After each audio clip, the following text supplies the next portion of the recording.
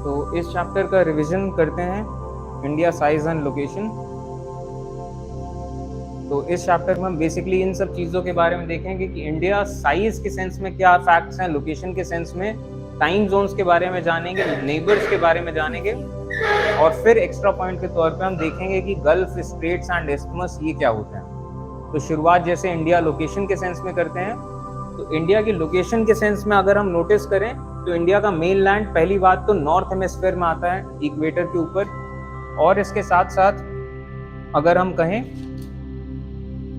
तो main land के latitudes 8.4 degree north से लेके 37 डिग्री नॉर्थ, 0 डिग्री से लेके नॉर्थ यहाँ से शुरू होता है। तो करीब करीब ये 8 पॉइंट समथिंग नॉर्थ से है।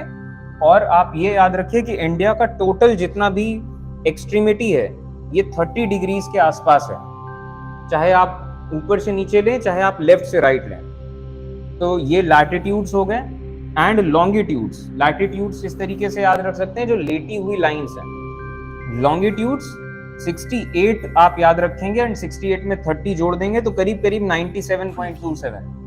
तो 0 डिग्री यहां से आता है जो ग्रीनविच लाइन है, और इसके इधर की तरफ सब कुछ ईस्ट है। तो यहाँ 68 के आसपास से शुरू होगा, 97 तक चलेगा। तो ये इंडिया का लोकेशन है कि नॉर्थ हेमिस्फीयर में ये नॉर्थ साउथ हो गया। और अगर मेन लैंड के सेंस में आप देखें तो कुछ जमीन जो जहां से समंदर शुरू होता है वहां से करीब करीब 12 नॉटिकल माइल्स तक कह सकते हैं कि उस देश की सीमा समुद्री सीमा तक जाती है। 1 नॉटिकल माइल करीब करीब 1.8 किलोमीटर्स का होता है। हिंदुस्तान में ट्रॉपिक ऑफ कैंसर ये करीब करीब बीच में से जाता है और हमारे देश को 2 इक्वल पार्ट्स में करीब करीब डिवाइड करता है। और इसके बाद हमारे पास अंडमान निकोबार आइलैंड्स, लक्षद्वीप आइलैंड्स, ये सब भी हैं। और हम देखें कि कितने राज्यों से होके गुजरती है, तो 8 राज्यों से होके ट्रॉपिक ऑफ कैंसर पास करती है। ठीक है, और दुनिया के सेंस में हम ये देख पाते हैं कि ट्रॉपिक ऑफ कैंसर यहाँ से पूरा पास हो रहा है। और ये अलग अलग स्टेट्स के सेंस में हो गया। और ये जैसे इंडिया का टोपोग्राफी है, कहाँ ऊंचाई कहाँ क्या। कोई सवाल गलत निकल गया क्या? तो ये फ्लैट लैंड, ये पहाड़ी इलाके हैं। इसके बाद ये प्लेन्स वाले इलाके आ गए, और यहीं पे हम देख पाते हैं प्लेन्स वाले इलाकों में सबसे ज्यादा आबादी है। और बाकी सब जगह जैसे ये प्लेट्यूज वाला एरियाज है, तो ये यहाँ पे हम देख पाते हैं आबादी कुछ कुछ जगहों पे कॉन्सेंट्रेटेड है, वरना बहुत ज्यादा नहीं है।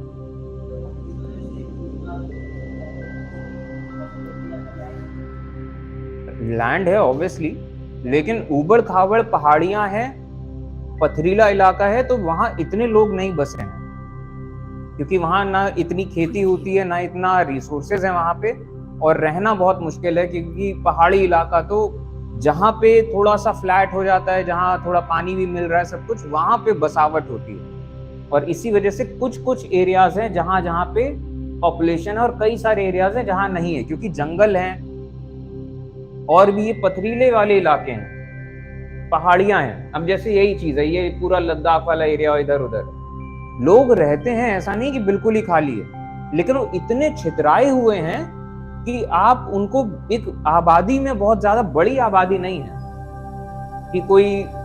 और यहाँ प्लेन्स वाले एरियाज में आप देख लीजिए थोड़ी सी जगह में इतने लोग हैं। ठीक है, तो पॉपुलेशन डेंसिटी वाली बात है। अब आते हैं इंडिया के साइज पे। इंडिया का एरिया 3.28 मिलियन स्क्वायर किलोमीटर्स। दुनिया के टोटल अगर एरिया को देखा जाए तो इंडिया के पास 2.5% एरिया है, और पॉपुलेशन इंडिया की 16% करीब करीब। इंडिया साइज के हिसाब से 7th largest country of the world है, और लैंड बाउंड्री हिंदुस्तान की है करीब करीब 15,000 किलोमीटर्स। और कोस्ट लाइन अगर देखा जाए, और लैंड बाउंड्री, पहली चीज तो ये चीज, लैंड बाउंड्री यहां से जो शुरू होके यहां तक जो जा रही है, ये जमीन की बाउंड्री है।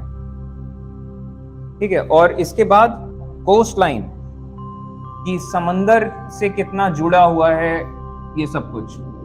तो कोस्ट लाइन करीब करीब 7,500 किलोमीटर्स ये कोस्ट लाइन है। अब इसके बाद ये है list largest countries by area. India 7वें नंबर पे है।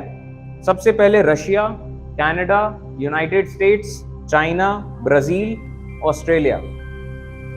और फिर उसके बाद इंडिया के बाद अगर देखें तो अर्जेंटीना, कजाकिस्तान, अल्जीरिया। तो सबसे बड़ा देश रशिया, सेकंड नंबर। हाँ, तो सबसे पहले number Russia, second number Canada, third number United states, fourth China. तो टॉप 4 तो पता होना ही चाहिए। इसके बाद ये है top 10 countries with the largest coast line. समुद्री तट किसके पास कितने हैं? तो हम देखते हैं सबसे ज्यादा कोस्ट लाइन कनाडा के पास है। और कनाडा के पास पहली बात तो ये बहुत बड़ा एरिया है, पहली बात। दूसरी बात, इसमें छोटे छोटे ये द्वीप इतने हैं, आइलैंड्स इतने सारे हैं कि एरिया, सरफेस एरिया बहुत ज्यादा इसका बढ़ जाता है। इसके बाद नॉर्वे, कनाडा के बाद नॉर्वे, ये नॉर्वे वाला एरिया। इसके बाद इंडोनेशिया, यहां पे देखिए कितना एरिया, सरफेस एरिया बढ़ जा रहा है क्योंकि आइलैंड्स जैसे हैं। ठीक है, तो ये टॉप 10 एरियाज हो गए जो समंदर से जुड़े हुए हैं। इसके बाद अगर इंडिया के सेंस में देखें तो नॉर्थ की तरफ यंग फोल्ड माउंटेन्स हैं। फोल्ड माउंटेन्स यानी कि फोल्ड्स बनने की वजह से जब टेक्टोनिक प्लेट्स आपस में टकराई हैं और फोल्ड बन गए हैं, और यंग इस की बहुत ज्यादा पुराने नहीं है। ठीक है, तो यंग फोल्ड माउंटेन्स हिंदुस्तान के नॉर्थ में है। ये अभी आएगा, डेमोन्स्ट्रेशन आएगा इसका। इसके बाद south of about 22 degree north latitude, 22 degree north से it begins to taper. Taper का मतलब पतले होते जाना है, यानी कि यहाँ के आसपास की लाइन से हमें ये नजर आता है कि ये टेपर हो रहा है, इस सरफेस कि पतला होता जा रहा है।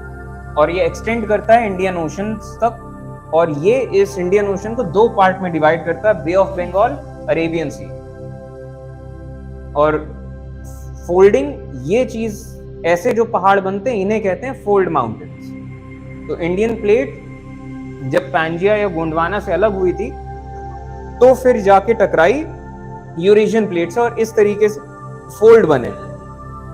गोंडवाना या पैंजिया, एक्चुअली पैंजिया था, पैंजिया टूटा तो फिर गोंडवाना यूरेशिया हुआ। पैंजिया, जितने सारे कॉन्टिनेंट्स आज के टाइम में हमें नजर आते हैं, सब कॉन्टिनेंट्स कभी ना कभी यूनाइटेड थे। ठीक है, और इस तो खैर ये चीज रहा। तो इंडिया का लॉन्गिट्यूडनल एंड लैटिट्यूडनल एक्सटेंड अगर देखें तो ये करीब करीब 30 डिग्री है। और अगर टाइम लैग देखें, हमारी अर्थ गोल घूम रही है तो पहले सूरज वहां दिखता है। अरुणाचल का मतलब ये है कि जहां से सूरज निकलता है। तो टाइम लैग 2 घंटे का है हमारे हिंदुस्तान में। कि आप अगर यहाँ पे कॉल करें किसी आदमी को कि सूरज जैसे ही दिखे तो बताना, तो उसको जब सूरज दिखेगा गुजरात में 2 घंटे बाद आपको सूरज दिखेगा। ठीक है, क्योंकि अर्थ वेस्ट टू ईस्ट घूम रही है तो पहले वहां पे दिखेगा। और इसी वजह से ये तो इंडिया के सेंस में है। जापान जो है वहां पे उसको लैंड ऑफ राइजिंग सन कहते हैं, इसी वजह से क्योंकि सबसे पहले सूरज वहां दिखेगा। तो टाइम लैग 2 घंटे का है इंडिया में। और जो स्टैंडर्ड मेरिडियन ऑफ टाइम है इंडिया के सेंस में, ये है 82.5 डिग्री।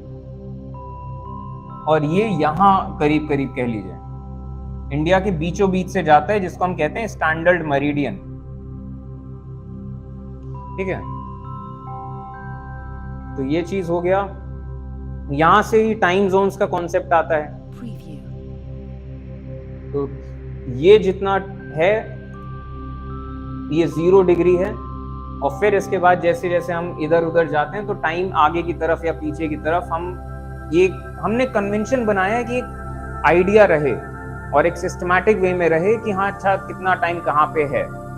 हिंदुस्तान के सेंस में अगर हम देखें तो ये इधर ग्रीनविच मीन टाइम से 5.5 घंटे आगे है।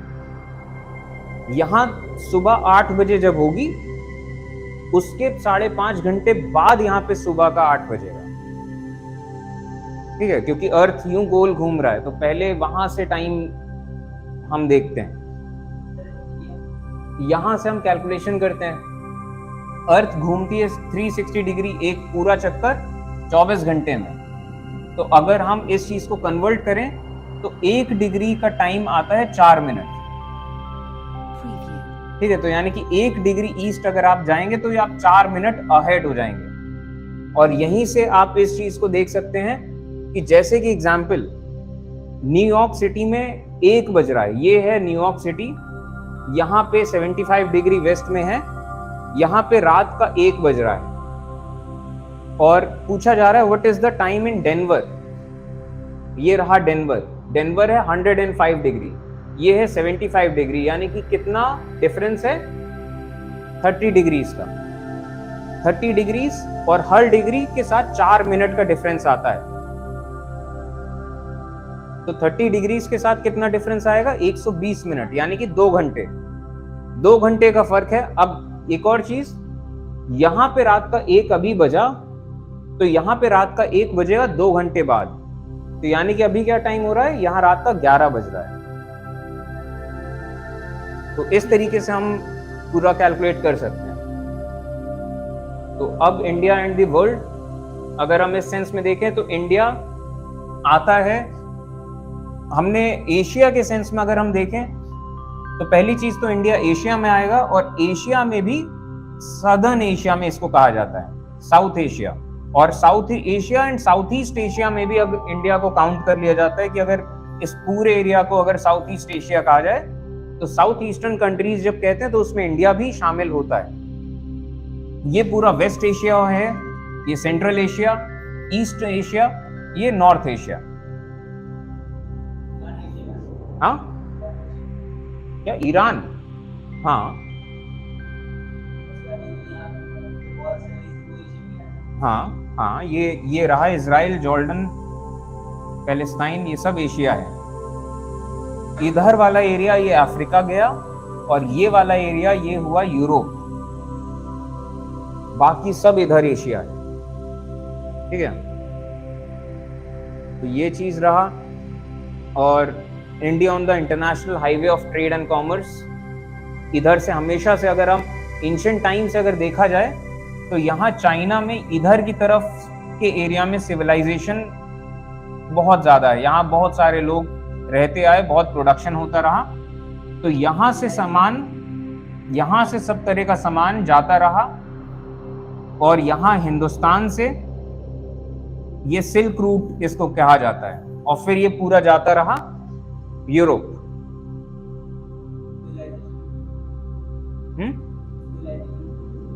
बड़ा सा इलाका जहां लोग रहते हैं। इंडिया के सेंस में अगर हम देखें तो इंडिया का ये जो डेक्कन प्लेट्यू है समंदर में ऊपर की तरफ निकला है, ऊपर की तरफ या आगे की तरफ जो कहना चाहें आप, तो इसकी वजह से ये चीज बहुत हुआ कि समंदर के रास्ते हिंदुस्तान को बहुत मिलते हैं, और एक जगह से दूसरी जगह जाने के लिए जैसे यही चीज कि कहीं पे भी कोई शिप यहाँ से यहाँ जा रहा है या फिर यहाँ से यहाँ जा रहा है, तो ये समंदर के बीच में जो इतना रास्ता निकला है बहुत अच्छा पोर्ट के तौर पे साबित होता है। और इंडियन ओशन में यहाँ हिंदुस्तान एक सिग्निफिकेंट पोजीशन ऑक्यूपाई करता है। कोस्टलाइन इंडियन ओशन में जितने भी देश हैं सबसे बड़ी कोस्टलाइन इंडिया की है, इस वजह से इस समंदर का नाम इंडिया के नाम पे पड़ा। ठीक है, तो ये सब चीजें रही। और अगर इंडिया के स्टेट्स में देखा जाए सबसे ज्यादा कोस्टलाइन किसकी है तो गुजरात, महाराष्ट्र की भी है लेकिन गुजरात के बाद है, गुजरात की सबसे ज्यादा है। गुजरात के बाद आंध्रा, तमिलनाडु, फिर महाराष्ट्र। महाराष्ट्र क्या है, वो बस एक स्ट्रेट उसके पास आता है, तो एरिया, सरफेस एरिया कम है। गुजरात क्या है, टेढ़ा मेढ़ा है, तो सरफेस एरिया इसका बहुत बढ़ जाता है। सरफेस एरिया वाली बात है। और वही चीज कि इंडिया का कांटेक्ट पूरी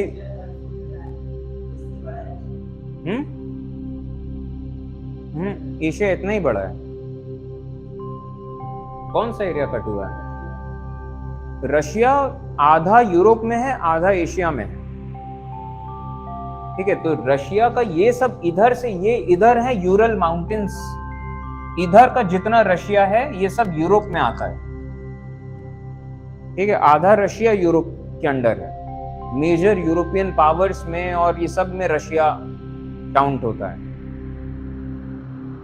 और हिंदुस्तान का कांटेक्ट पूरी दुनिया भर से रहा है थ्रू एजेस, और बहुत सारे ट्रेवलर्स इधर से उधर जाते रहे हैं। और इस तरीके से माउंटेन्स, हिंदुस्तान के जो हिमालय माउंटेन्स हैं, इसमें बीच बीच में दर्रे इस तरीके से पाए जाते हैं, जिन दर्रों का इस्तेमाल करके ट्रेवलर्स आते रहे हैं, जाते रहे हैं, सेनाएं आती जाती रही हैं। इनको हम पासेस बोलते हैं, बनिहाल पास, पीर पंजाल, बुर्जीला, काराकोरम पास, जोजिला। तो ऐसे दर्रे हैं पहाड़ों से जाने के लिए, ठीक है। और ये पहाड़ों की वो है सीरीज, ये है सिल्क रूट। ये रास्ता दिखाया जा रहा है कि कहां से ट्रेड होता। तो जैसे ट्रेड यहां से शुरू हो रहा है, यहां से कुछ सामान जैसे यहां से आएगा, यहाँ पे एक चेक पॉइंट है, फिर यहाँ से कुछ जुड़ रहा है, और फिर करते करते हिंदुस्तान से यहाँ से चीजें जा रही हैं, यहाँ से चीजें जा रही हैं, यहाँ से फिर समरकंद होते हुए, इधर बाल्क होते हुए, फिर यहाँ पे रुक रहे हैं, फिर करते हुए ये करते करते तब जाके पहुंच रहे हैं यूरोप। तो इसको कहा जाता है सिल्क रूट। और सिल्क रूट क्यों? क्योंकि जो भी सामान जाता था इसमें सिल्क का बहुत बड़ा पोर्शन था, सिल्क एंड स्पाइसेस। तो उसका नाम ही फिर सिल्क रूट दे दिया गया कि हिंदुस्तान और चाइना से ऐसा सिल्क, मसाले और बहुत सारी चीजें जाती रही, और जब जाती रही तो एक्सचेंज होता रहा है। होंगे कोई? ये जिक्र बस ये किया गया है कि रामायण, उपनिषद और ऐसे ऐसे बहुत सारी चीजें, इंडिया के डेसिमल सिस्टम, अब जब लोगों का आना जाना हो रहा है तो बहुत तरह की चीजें, हिंदुस्तान की चीजें दुनिया में पहुंच रही हैं, और दुनिया से भी कई सारी चीजें हिंदुस्तान के लोग सीख रहे हैं, जान रहे हैं। एक्सचेंज ऑफ आइडियाज जिसको कहते हैं।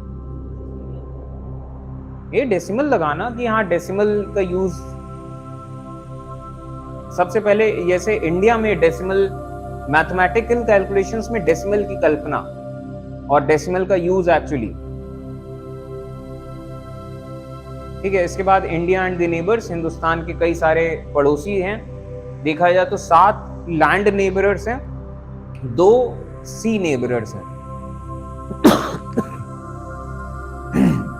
ये रहा मालदीव्स, ये रहा श्रीलंका। 2 देशों के साथ हमारा समंदर का एक वो है,